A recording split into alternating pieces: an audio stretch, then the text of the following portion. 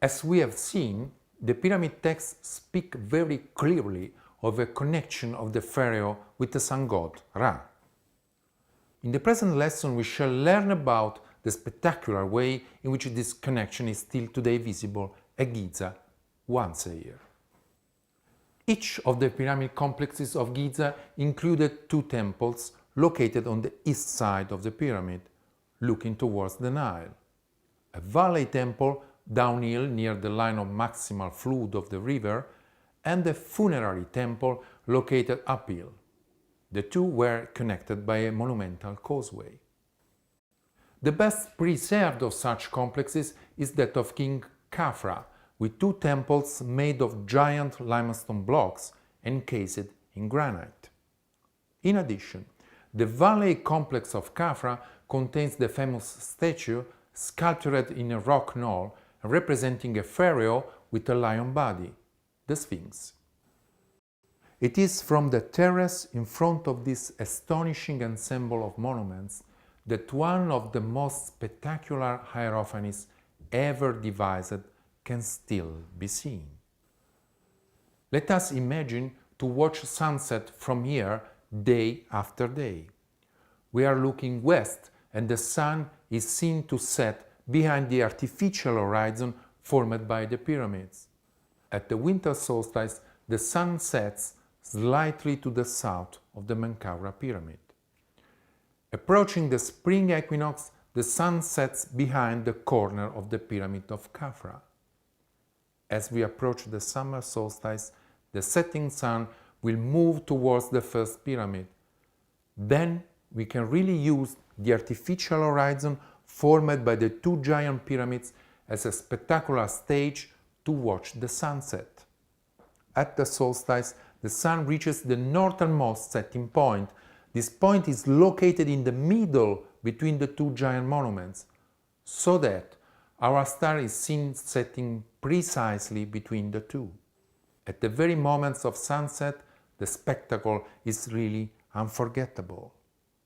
The sun, then, together with the two enormous artificial mountains of Giza, forms an image which happens to be a spectacular replica of a hieroglyph. This hieroglyph is called Akhet. Akhet represents the sun setting or rising between paired symbolic mountains, the latter being another hieroglyph sign, which was called Jeff. We are sure that this dramatic phenomenon is an intended hierophany, since the double mountain sign was associated with afterlife. This association had been made since the pharaohs of the first dynasties, and the two giant pyramids of Khufu, Father, Snefu and Ashur were probably conceived together to form a double mountain sign when viewed from the Saqqara necropolis. The Sphinx will later be called Or and Makhet, Horus in the horizon, and indeed, looking at the sun setting behind the Sphinx in the days near the summer solstice, it is easy to understand why. So at Giza, the Akhet symbol was connected with the sun, creating a powerful image associated with rebirth.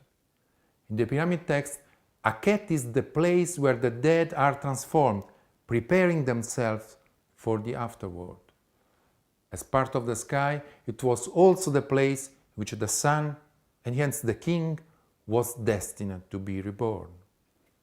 Finally, the choice of the summer solstice for the date is clearly not coincidental, since it heralded the flooding of the Nile and was the main natural and calendrical event.